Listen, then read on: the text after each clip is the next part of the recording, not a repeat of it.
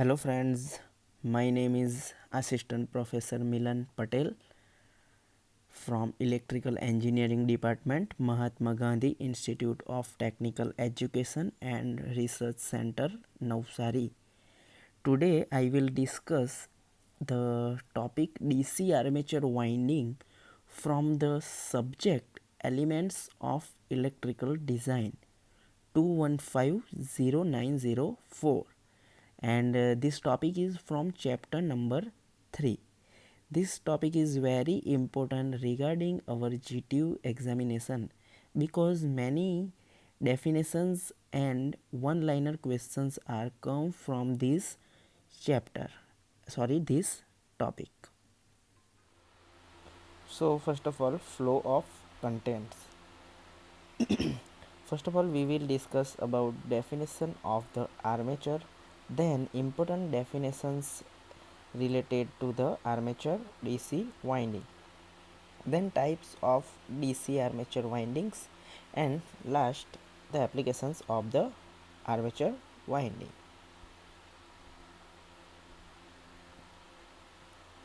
Now definition of the armature. Armature winding is an electrical machine is that winding which carries the load current. In other words, we can say that it is the winding in which EMF is generated due to the air gap filled flux.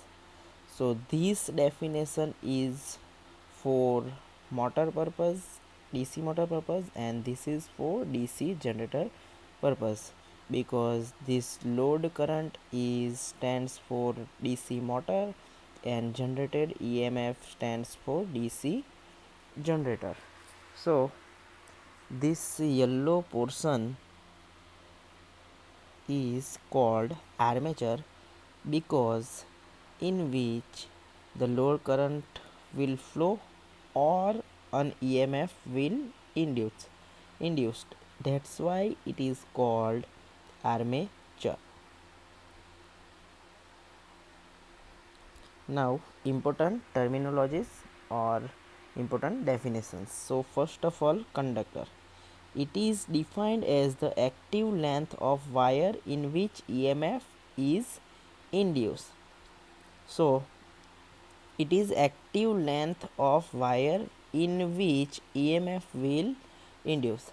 In this figure, the portion AB and portion CD is active conductor in which EMF will induce.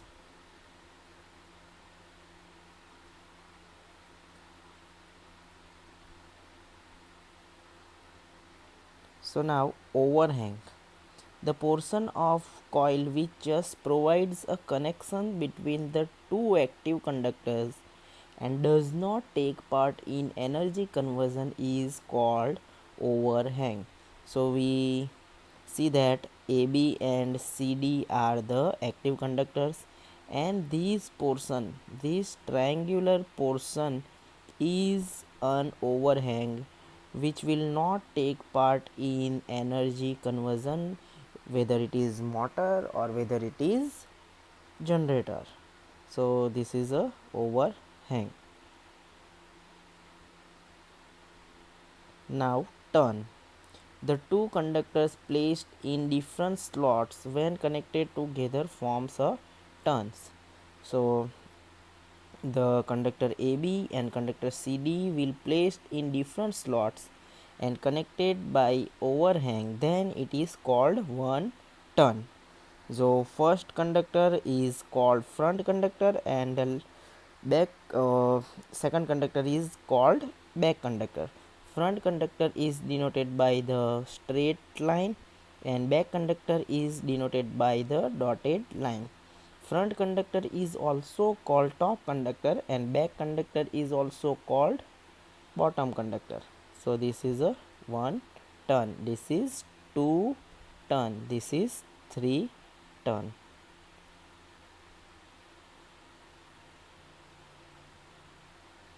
Now coil.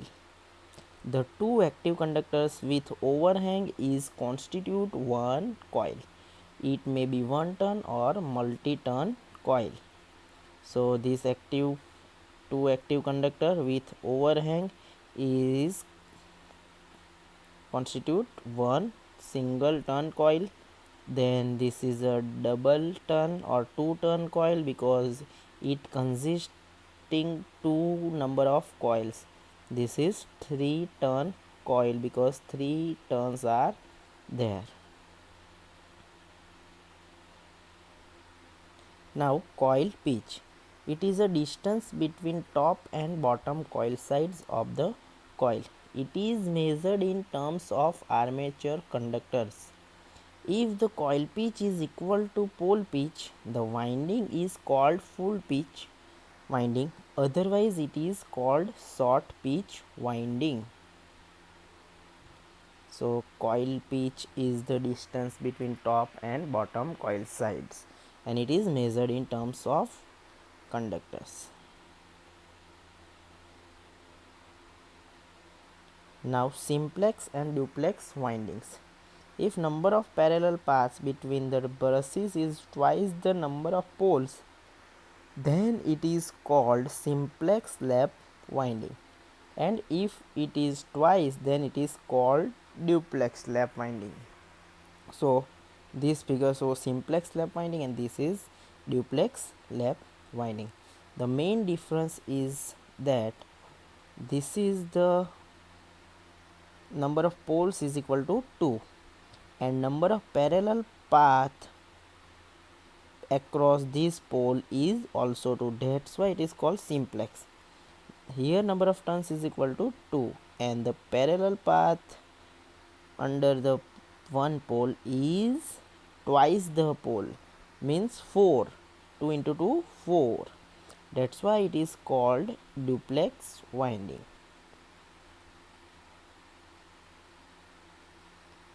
Now pole pitch. It is defined as number of armature slots per pole. For an example, if there are 36 conductors and 4 poles, then the pole pitch is, this is the by mistakenly written 16, actually this is 36 divided by 4 is equal to 9, and in figure there are total number of slots is equal to 16. So 16 slot divided by number of poles 1 2 3 and 4, so 16 by 4 is equal to 4. So pole pitch is for this figure is 4, and this is the arrangement of the coil. This is front conductor and this is back conductor. In between 3 number of slots are vacant. Same here, because the pole pitch is 4, that's why the vacant slots are 3.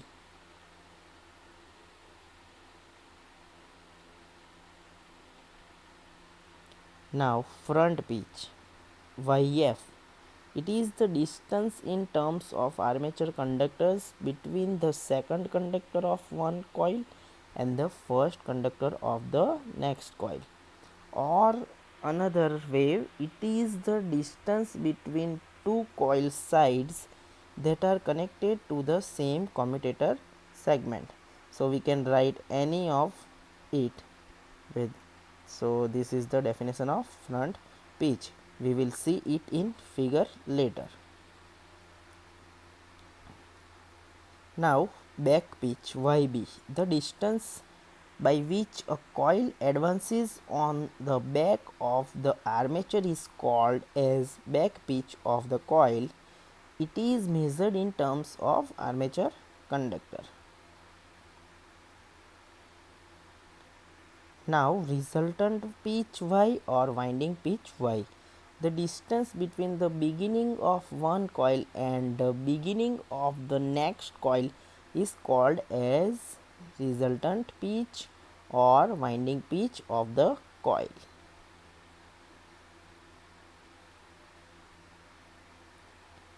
Now commutator pitch YC.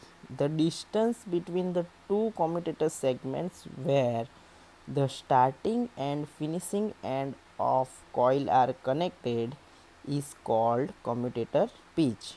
For lap winding, YC is equal to +1 for progressive winding and yc is equal to -1 for the retrogressive winding. This is a minus.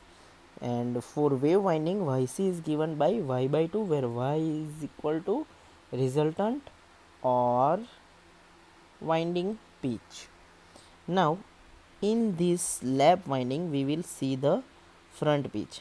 So we can simply see that this is yf and it is front pitch. This is the distance between two coil sides which are connected on the same commutator segment. So here on commutator segment 2, two conductors are connected, this and this, and the distance between it is called yf front pitch. Now yb. So yb is the distance between the front conductor of the coil and the bottom conductor of the coil. So this is the yb, back pitch. Now the resultant pitch or winding pitch is defined by the distance between two starting conductor of the nearby coils. So this is coil number 1 and this is coil number 2, and this is the coil number 1 starting conductor and this is the coil number 2 starting conductor. So this is the distance between them and it is simply called winding pitch or resultant pitch. Same for the wave winding. So this is the yb, this is the front pitch yf, because they are connected on the same commutator segment. So this is yf, y, and this is y, winding pitch, resultant pitch, and this is the commutator pitch because the distance between two starting coil commutators. Same here, distance between two starting conductor commutators. So yc. Here y is given by yb minus yf. Y is given by yb minus yf, and for wave winding y is given by yb plus yf. So this is the main difference between them.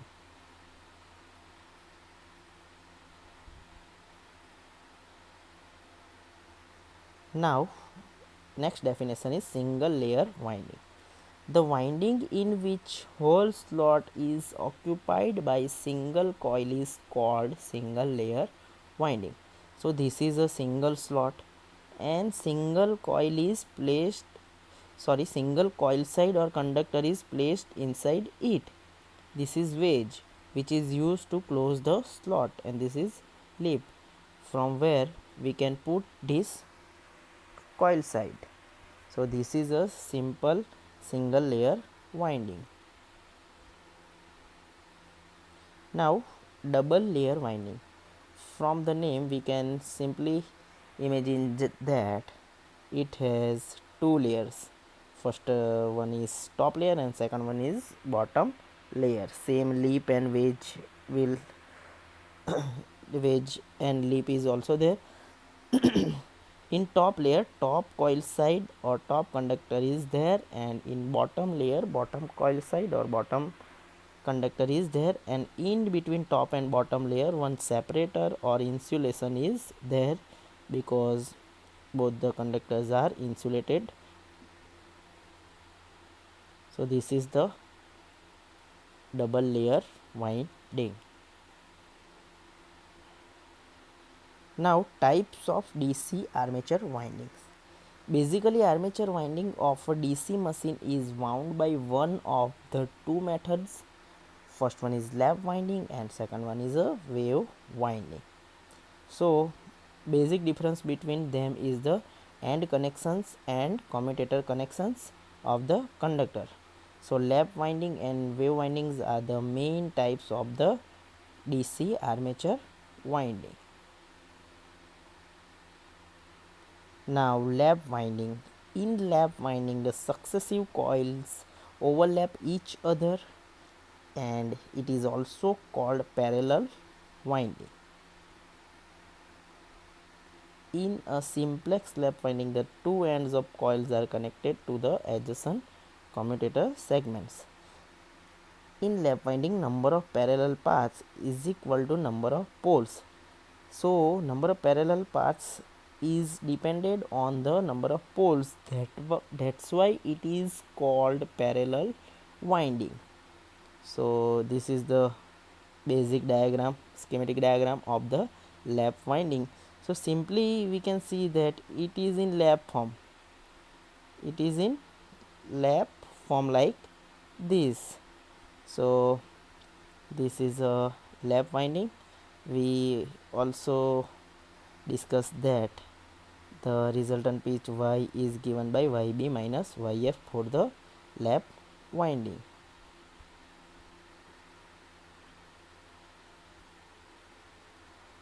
Now again the lap winding and wave winding is divided in progressive and retrogressive windings. So progressive winding is like this, in which the progression of winding is left to right, like this. So winding is progress in right direction from left. Same thing for retrogressive winding. The winding is in opposite direction of the progressive, means right to left. Simple, we can see that this is the in this direction, winding is progression in this direction.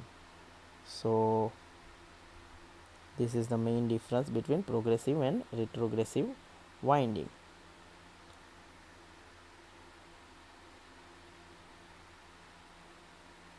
Now another type of DC armature winding is wave winding.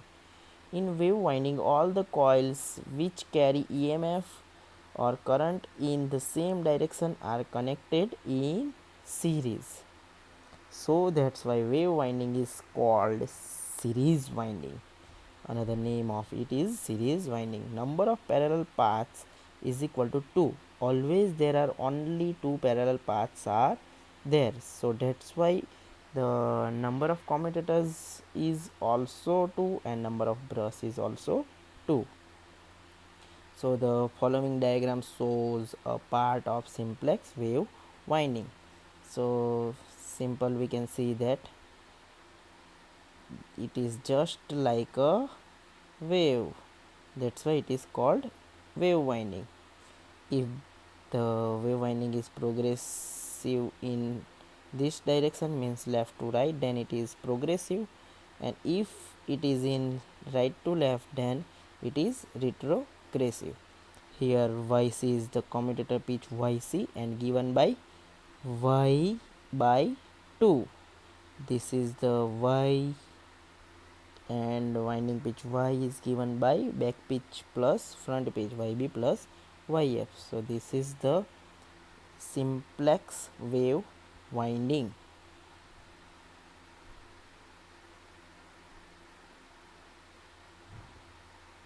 Now applications for the lap and wave winding. Lap winding is used for large current motors and generator applications, and wave winding is used for high voltage motors and generators application. Okay, lap winding is used for large current motor because it is a parallel winding. So we know that for more number of parallel paths we can flow more currents, and for more number of series connection we can generate or produce a more voltage.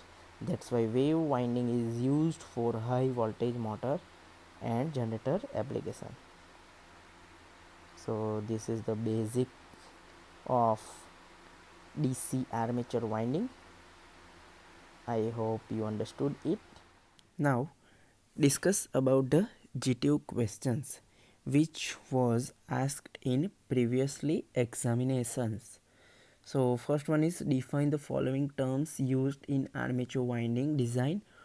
First term is back pitch, second one is front pitch, third one is winding pitch. It is asked in winter 2017. So basic definitions are asked many times in previous GTU examinations. So this topic is very important. Now second one is compare progressive and retrogressive winding. It was asked in winter 2016. So again this is discussed in this PPT, and it is very important. So this PPT contents are important regarding our GTU examinations. Thank you for hearing me.